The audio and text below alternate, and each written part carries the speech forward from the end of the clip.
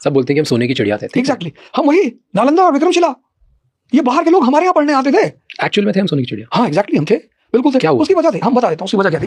Economy में एक term है बैलेंस ऑफ पेमेंट। तो before industrial revolution balance of payment हमारे फेवर में था।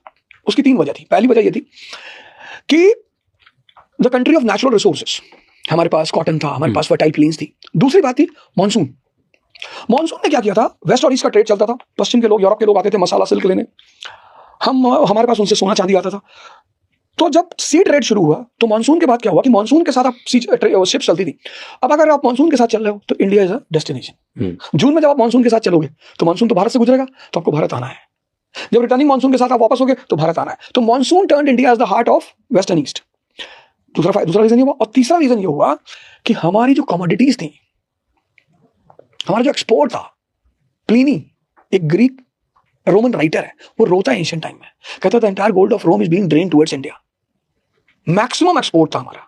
हम मसाला बेचते थे, कपड़ा बेचते थे, लेदर गुड्स बेचते थे, यूटेंसिल्स क्या नहीं बेचते थे, और उधर से हम सिर्फ शराब लेते थे और अरब से घोड़ा लेते थे। तो हमारा मिनिमम इंपोर्ट था, मैक्सिमम एक्सपोर्ट था।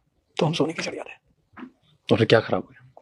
इंडस्ट्रियल रेवोल्यूशन के बाद आज जो हमारी कंडीशन है, नेचुरल रिसोर्स हमारे पास आज भी है, हम ह्यूमन रिसोर्स को कायदे का नहीं कर पा रहे हैं। हम अपने बच्चों को पढ़ाई में मजा नहीं ला पाए। हमारे बच्चे रोते हैं स्कूल जाने के लिए, बहाने बनाते हैं। Education system